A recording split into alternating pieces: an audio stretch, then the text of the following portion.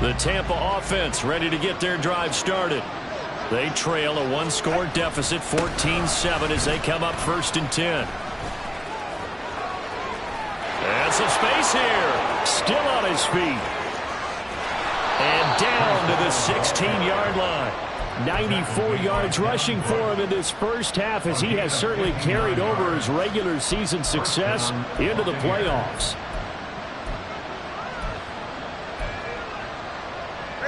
A real field flipper there, as all of a sudden they've got a first down in the red zone.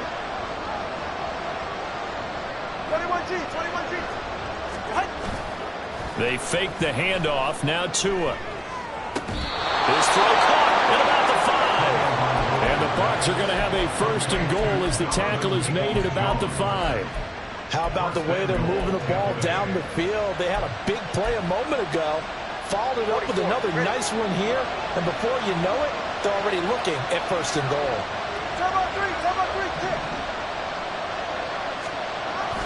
They'll run with Hall.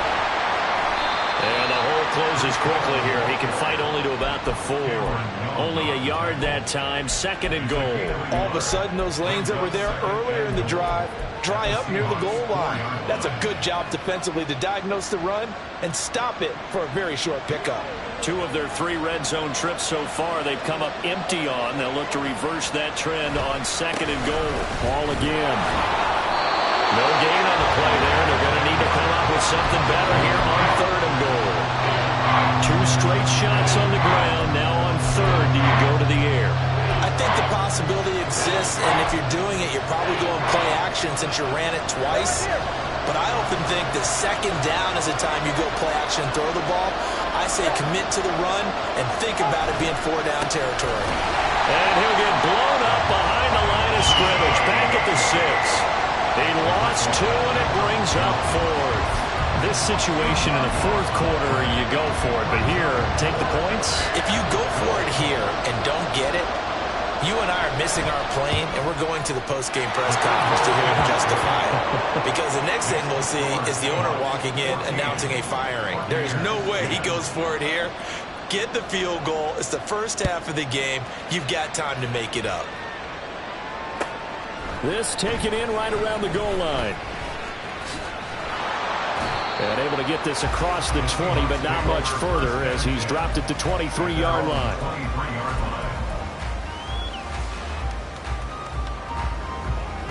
Here's the Seattle offense ready to get this drive underway. And right now they're saying, hey, let's keep this going. 2 drives, 2 touchdowns. Yeah, can't ask for a better start than that, can you? I mean, this is the way you practice it. This is the way you rehearse it. But right now, the play calling, they're locked in really well. Once again, they'll go from the 23-yard line on 2nd and 10. And that is incomplete. A lot of force bearing down on him there. He could not hang on. It's 3rd down. When you see those RPOs run, you need the first man to attack and be a disruptor. And on that play, he closed down fast and helped knock it away. So back-to-back incompletions, and that has him staring at a 3rd and 10. Looking to throw. Able to find the open man. That's complete. And he'll be taken down, but not before they reach the 50. A pickup of 27, and they pick up the first down in the process.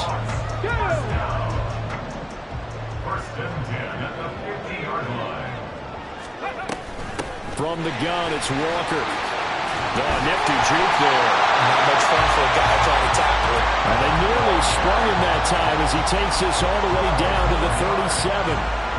12 more yards there and another first down. He'll look to throw. Setting up the screen here. This is Walker.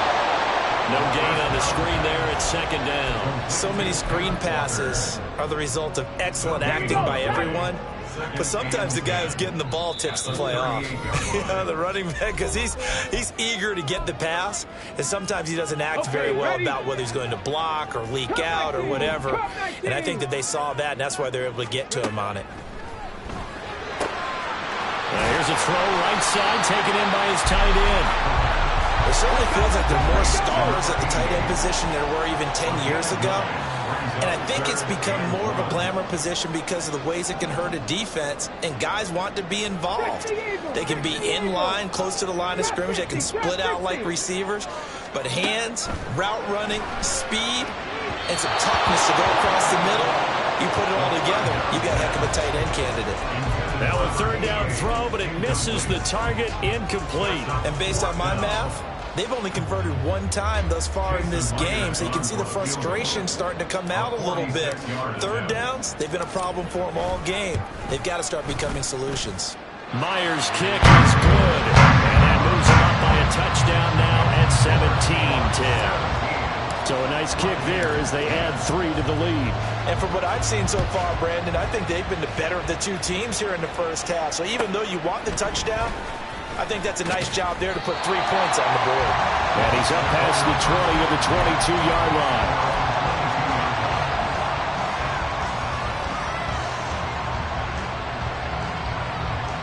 The Bucs offense set to begin their next possession. Charles, we'll see what they can do here. Not a ton of time left, but enough certainly to get points out of this drive, and they need them right now because they're trailing. Yeah, and this is exactly why you practice a 2-minute drill all through camp and at least one practice each week before a game. A minute left, more than enough time to string a few completions together, reach the end zone, and then make that walk back to the locker room just a little more animated. After the incomplete pass, here now is 2nd and 10. Straight ahead is Hall. And he's going to get this one across the 30-yard line. First down now, but the clock continues to move. Off of play action, Tagovailoa completes it to Fant on the right side. And he'll go out near midfield at the 49.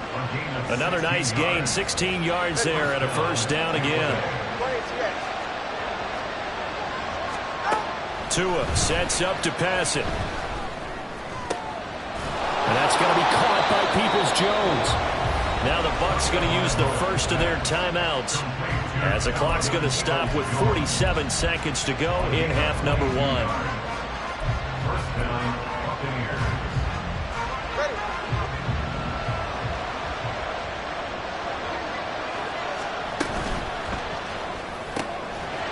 And that is incomplete. Now the coverage a little too good there, and it's 2nd down. But what they're seeking with an RPO is space for the receiver to make a catch and then make a play downfield, but there wasn't any space available, thus the incompletion. Here's 2nd and 10 now from the 29. That two is going to change things up.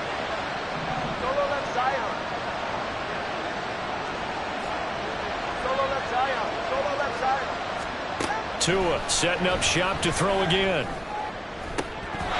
And that's going to be incomplete. What would look like a march to the end zone is hit a momentary roadblock with that incompletion. No need to panic. They just got to come up with a high percentage play call and see if they can get their offense back on track.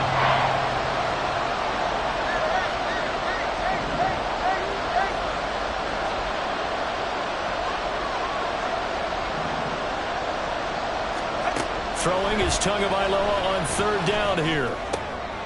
Working the middle of the field, and he's got a man complete. The Bucs going to go ahead and use the 2nd of their timeouts as the clock will stop with 33 seconds to go in the first half. Now a 1st and 10 at the 11. Going to the air, Tagovailoa. They'll set up the screen for Hall.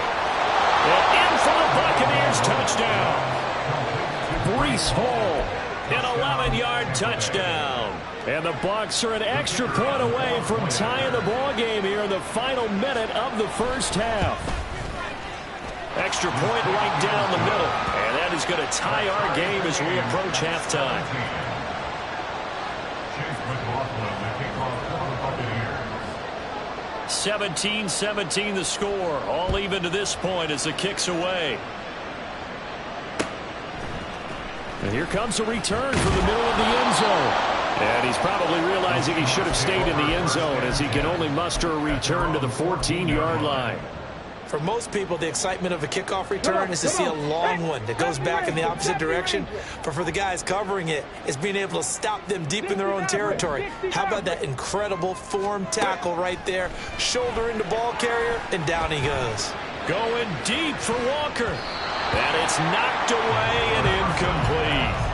And they're not going to go quietly into this halftime break. They know they're in for a fight, so they're trying to make every possession count. They took the big shot there, but it winds up incomplete. Okay, break. So after the incompletion on first, now 2nd and 10. Panther 11, Panther 11. He'll drop to throw. And that will be incomplete. Tried to dial up the long way out there, but it'll be 3rd down. And I think they'd be well served to take that type of a physical approach against him the rest of the game. He's had his way so far, but on that last one, that worked quite well for the defense. Out of the gun now on 3rd down. And now look at this. Big gain, but a fumble. And it's picked up by the Buccaneers. And they take possession of the football and have it at the 36-yard line. So from the 36 now, 1st and 10. Ball on a give up the middle. And maybe a measure of revenge there. He's had his way in this one, but this time they get him behind the line. And with just 4 seconds left in this first half, a timeout call. So with 4 seconds to go in the half, here's the field goal unit onto the field. And now we'll get a late timeout as it comes in the waning moments of quarter number 2.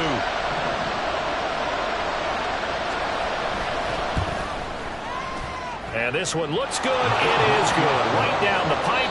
So 2 quarters down, 2 remain. Charles and I return after the break.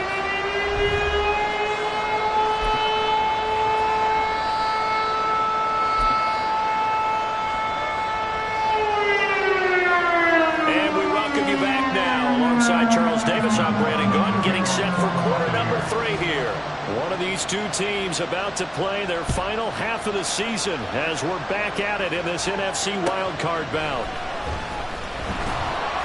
And he will make it back to the 15, and that's it. Good coverage there by the kick team. Coming to the line here to begin their next drive, the Seahawks offense.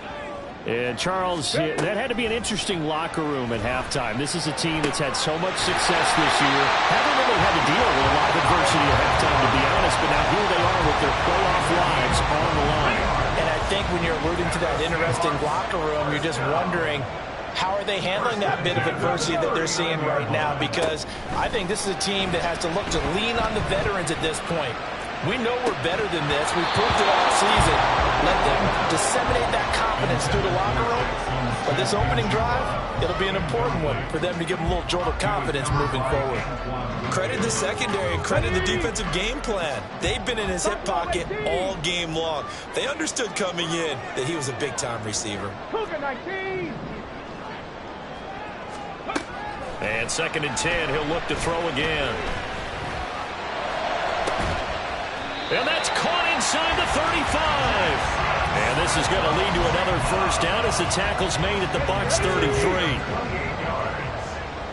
And that's good for the Seahawks. 19 Lions.